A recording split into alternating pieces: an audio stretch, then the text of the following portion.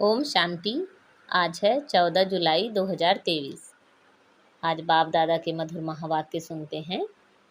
मीठे बच्चे, याद रखो, हमारा बाप, टीचर और सदगुरु तीनों ही कंबाइंड हैं, तो भी खुशी का पारा चढ़ेगा। उनकी श्रीमत पर चलते रहेंगे। आज मुरली में प्रश्न है, ब्राह्मणों का पहला लक्षण कौन सा है?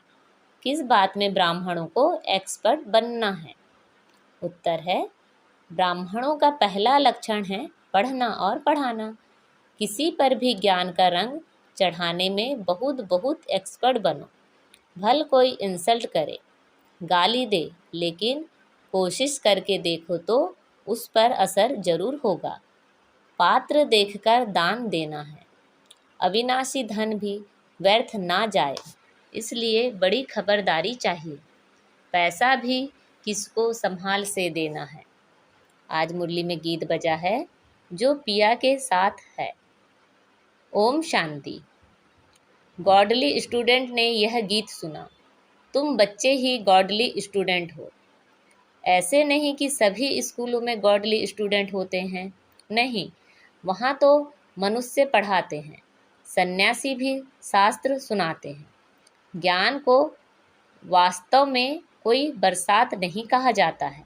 बरसात तो पानी की होती है, परंतु यह महिमा गाई हुई है, क्योंकि परम पिता परमात्मा को ज्ञान सागर भी कहा जाता है।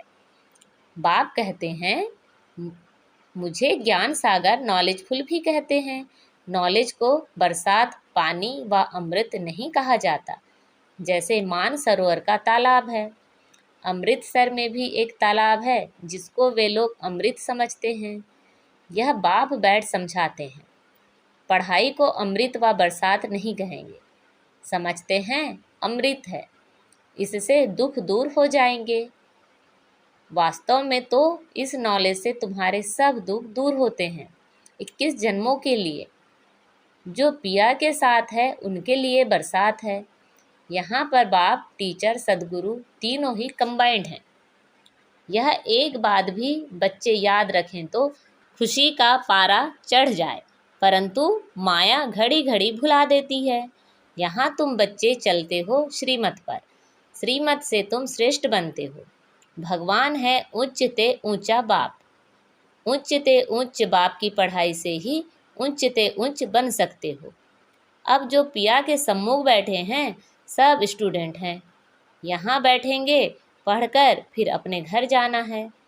दिन प्रतिदिन स्टूडेंट तो बहुत हो जाएंगे। अगर सभी को एक ही घर में साथ रखें तो कितना बड़ा मकान चाहिए। सारा आबू मकान बना दे तो भी पूरा नहीं होगा। कितने सेंटर्स हैं? अभी तो अजुन थोड़े हैं, इससे भी 1000 गुना जास्ती होंगे। 1000, 2000, 5-7 हजार भी सेंटर्स हो सकते हैं। फिर घर घर में यह ज्ञान गंगाएं ज्ञान की वर्षा करेंगी। इतने ढेर सारे बच्चे हो जाएंगे। जहाँ तहाँ देखो सेंटर्स खोलते रहते हैं। कोई गीता पाठशाला नाम रखते हैं, कोई ब्रह्मा कुमारी ईश्वरीय विश्वविद्यालय नाम रखते हैं। वास्तव में ब्रह्मा कुमारी नाम रखने से डरना नहीं चाहिए। कई बच्चे डरते हैं कि बीके के नाम देख हंगामा ना कर दें, इसलिए गीता पाठशाला नाम रख देते हैं। गीता पाठशाला अक्षर तो कॉमन है, समझते हैं कोई विघ्न ना पड़े, इसलिए बीके के नाम बदल दूसरा रूप दे देते हैं। वास्तव में तो बात एक ही है। अंदर घुसने से चित्र आदि देख झट समझ जाएंगे। यह तो वही बीके हैं, इसलिए नाम बदलने की ऐसी ज़रूरत नहीं है। इससे तो अच्छी रीति सिद्ध होता है कि वास्तव में यह ब्रह्मा की संतान ब्रह्मा कुमारी कुमारियां हैं। यह तो अच्छा है ना। तुम सबसे कह सकते हो, वास्तव में तुम भी ब्रह्मा कुमार कुमारियां हो। प्रजापिता ब्रह्मा को तो जानते हो, वह रचयिता है मनुष्य सृष्टि का। निराकार परम पिता परमात्मा कोई आत्माओं का रचता नहीं, वह तो आत्माओं का अनादि बाप है। प्रजापिता ब्रह्मा भी तो अनादि हैं। आत्माओं का बाप इनमें आते हैं। आकर ब्रह्मा को एडॉप्ट करते हैं प्रजा रचने के लिए। ब्रह्मा द्वारा ब्राह्मण कुल रचना है, यह तो समझाने में और ही सहज होगा, परंतु डरते हैं। कहेंगे बीके के पास मत जाओ, गीता पाठशाला में भल जाओ। घर घर में ज्ञान गंगा का अर्थ भी मनुष्य नहीं समझते हैं। भक्ति मार्ग में नारद को मुख्य गिना जाता है। झांझ बजाने वाला भक्त था, ऐसे नहीं नारद कोई ऐसे रूप वाला है जैसे चित्र दिखाते हैं। वास्तव में बंदर तो तुम सभी थे, सूरत मनुष्य की, सीरत बंदर की थी। यूं तो सब नारद हैं, सब भक्त हैं ना।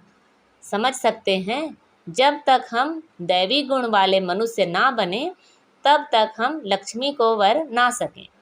सभी मेल अथवा फीमेल भक्त नारद हैं। कहा जाता है अपनी सीरत तो देखो, तुम तो बंदर हो, क्योंकि तुम्हारे में 5 विकार हैं, इसलिए लक्ष्मी को वर नहीं सकेंगे। है सारी यहाँ की बातें। बाबा ने समझाया है कि सभी दुशासन अथवा दुर्योधन हैं, द्रौपदियों के चीर हरते हैं, इसलिए माताएं पुकारती है हमको नंगन होने से बचाओ, रक्षा करो। कन्याएं कहती हैं लाज रखो गिरधारी। नाम तो बहुत रख दिए हैं, मनुष्यों का बुद्धि योग चला जाता है श्री कृष्ण तरफ, परंतु किसी भी देहधारी को याद करने से विकर्म विनाश नहीं हो सकते। सिर्फ चाहते हैं साक्षात्कार हो। अच्छा, साक्षात्कार तो हो जाए, परंतु मनुष्य से देवता बनने की नॉलेज तो मिल ना सके। जब ब्राह्मण बने और ज्ञान को समझे तब देवता बन सकें। ब्राह्मण बनने से भक्ति छूट जाती है। पहले 1 हफ्ता इसमें देने से हम मनुष्य को मंदिर लायक बना सकते हैं, परंतु टाइम तो लगता है।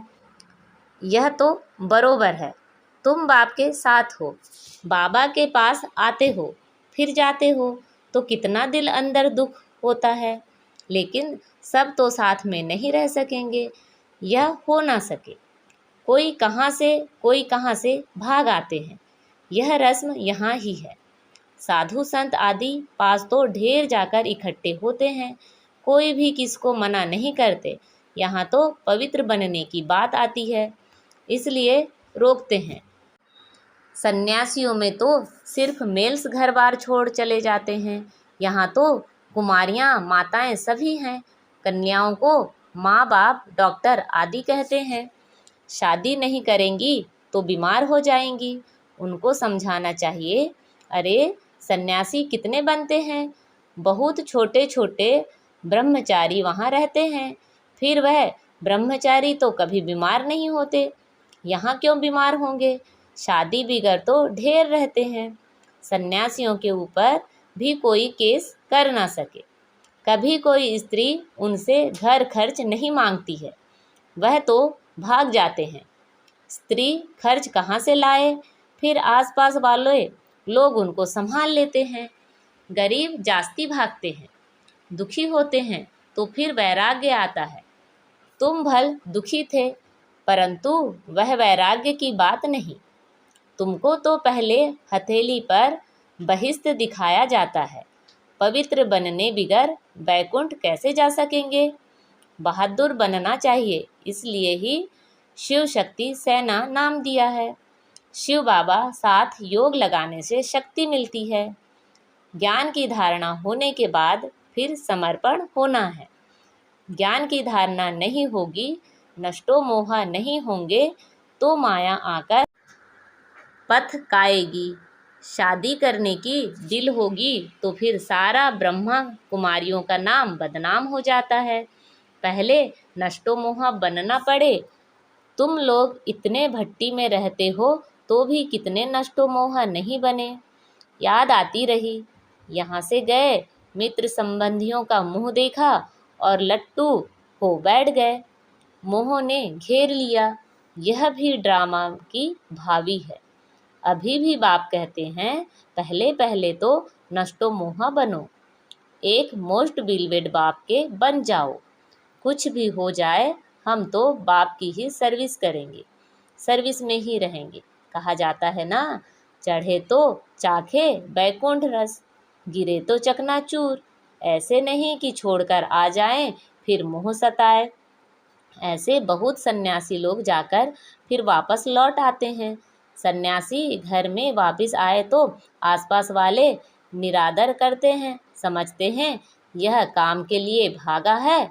यहाँ भी समझा जाता है यह पूरा नष्टो मोह नहीं बना था, विकारों ने घेर लिया। बाबा के पास कोई खान पान की तकलीफ नहीं है, शुरू से लेकर कितनी संभाल करते आए हैं। गरीब साहूकार एक समान है। मम्मा बाबा भी सबको सिखलाने के लिए बर्तन मांजते थे, झाड़ू लगाते थे। देह अभिमान तोड़ने के लिए किया जाता है। सन्यासी भी ऐसे कराते हैं। कोई बड़ा आदमी होगा तो उनसे लकड़ी आदि कटाएंगे, देह अभिमान तोड़ने के लिए। यहाँ तो बड़ी भारी मिल्कियत मिलती है, 1 सेकंड में 21 जन्म की बादशाही। सन्यासियों के पास तो कुछ भी प्राप्ति नहीं है, बाकी पवित्र हैं, इसलिए अपवित्र माथा टेकते हैं। यह तो राजयोग है, विश्व का मालिक बनते हैं, विकार में नहीं जाना है। मीरा भी पवित्र रहना चाहती थी ना, वह तो भक्ति मार्ग में थी, श्री कृष्ण का दीदार करती थी, उसकी दिल लगी श्री कृष्ण से, तो भला वह विकार में कैसे जाएगी। सो भी एक जन्म करके मीरा दूसरे जन्म में भी भक्ति मार्ग में गई हो। ऐसे भी कह सकते हैं वह भक्ति मार्ग में गई क्योंकि अंतमति सो गति होती है। श्री कृष्ण से दिल थी तो भक्ति बन जाएगी, परंतु भक्ति मार्ग में कुछ मिला तो नहीं। ज्ञान मार्ग में तो 21 जन्मों का वर्षा मिलता है। भक्ति भी पहले शिव की करते हैं, फिर देवताओं की। अभी तो देखो चूहे बिल्ली आदि सबकी भक्ति करने लग पड़े हैं। श्री कृष्ण को छोड़ हनुमान गणेश आदि की भक्ति करने लग पड़ते। सतयुग त्रेता में भी कलाएं कम होती जाती हैं और भक्ति में भी कलाएं कम होती जाती हैं। अभी तो कोई काम के नहीं रहे हैं। जब ऐसी हालत होती है तब बाप आकर समझाते हैं। आधा कल्प ऊंच चढ़ते हैं, फिर आधा कल्प के बाद गिरना शुरू होता है। मनुष्य समझते हैं गिरना ही है तो फिर ज्ञान लेकर क्या करें, परंतु ईश्वरीय नॉलेज बिगर मनुष्य तो कोई काम के नहीं है। हम तुम क्या थे, कुछ भी नहीं। ज्ञान जरूर चाहिए। शरीर निर्वाह अर्थ पढ़ते हैं ना, कन्याओं को भी आजकल शरीर निर्वाह अर्थ पढ़ना पड़ता है। आगे यह कायदा नहीं था, कन्याएं घर संभालती थी, बच्चे नौकरी के लिए पढ़ते थे। अब बेहद का बाप तुम बच्चों को पढ़ा रहे हैं। अगर सभी यहाँ बैठ जाएं तो फिर मित्र संबंधियों आदि को ज्ञान कैसे देंगे। जाना पड़े, पढ़ना और पढ़ाना है। कोई तो बिल्कुल पढ़ते ही नहीं, तो समझाना चाहिए यह हमारे ब्राह्मण कुल का नहीं है। रंग लगाने की कोशिश जरूर करनी चाहिए, इसमें डरने की बात नहीं। कोशिश करने से फिर कोई ना कोई को रंग लग जाएगा। भल कोई इंसल्ट करे, गाली दे, तुम पुरुषार्थ करके देखो, किस ना किस पर असर जरूर होगा। बिच्छू चलता है तो नर्म चीज देख वहाँ डंक मार देता है, जांच करता है। यहाँ भी बच्चों को बहुत एक्सपर्ट बनना चाहिए। अविनाशी धन कहाँ व्यर्थ किसको नहीं देना है, पात्र देख दान करना है। अगर किसको दान दिया और उसने कोई विकर्म कर लिया तो उनका पाप उस दान देने वाले पर आ जाएगा। यहाँ बड़ी खबरदारी चाहिए। पैसा तो बड़ी संभाल के किसी को देना है, पूछकर।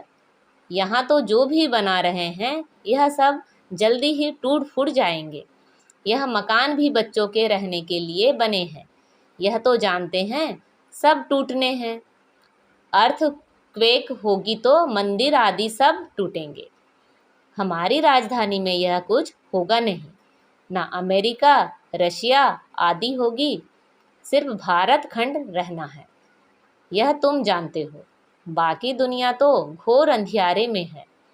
बाबा का यह कितना बड़ा स्कूल है, इसमें टीचर्स भी नंबरवार हैं, सभी एक समान तो होते नहीं। इसमें तुम देखेंगे सबसे बड़ा टीचर तो शिव बाबा है।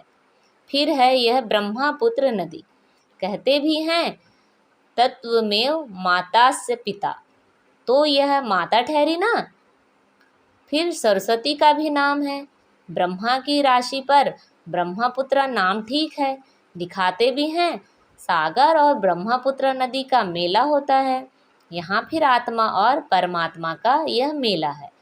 इसका ही यादगार भक्ति मार्ग में गाया जाता है। अच्छा, मीठे मीठे शिखी लदे बच्चों प्रति माता पिता बाप दादा का याद प्यार, गुड मॉर्निंग और नमस्ते। रूहानी बाप की रूहानी बच्चों को नमस्ते। हम सब रूहानी बच्चों की रूहानी माता पिता बाप दादा को याद प्यार, गुड मॉर्निंग और नमस्ते। आज की मुरली से धारणा के लिए मुख्य सार हैं। मोस्ट बिलवेट बाप का बनने के लिए पहले पूरा पूरा नष्टो मोहा बनना है। जब अवस्था पक्की हो तब सेवा में लगना है। इस दुनिया से दिल का वैराग्य रख पवित्र बनने में बहादुर बनना है। दान बहुत खबरदारी से पात्र को देखकर करना है। आज की मुरली से वरदान है। परिस्थितियों को साइड सीन समझ पार कर आगे बढ़ने वाले मास्टर सर्वशक्तिमान भव। सदा अपने मास्टर सर्वशक्तिमान स्वरूप की स्मृति में रहो तो हर परिस्थिति ऐसे अनुभव होगी जैसे एक साइड सीन है। परिस्थिति समझने से घबरा जाते हैं, लेकिन साइड सीन अर्थात रास्ते के नज़ारे समझेंगे तो सहज पार कर लेंगे, क्योंकि नज़ारों को देख खुशी होती है। घबराते नहीं, विघ्न नहीं है, लेकिन आगे बढ़ने का साधन है। परीक्षा से क्लास आगे बढ़ता है, इसलिए कभी कोई बात में रुको नहीं। सदा मास्टर सर्वशक्तिमान हूँ, इस स्मृति में उड़ती कला का अनुभव करते रहो। आज का स्लोगन है, ऐसे सहज योगी बनो जो आपको देखने से ही दूसरों का योग लग जाए। अच्छा, ओम शांति।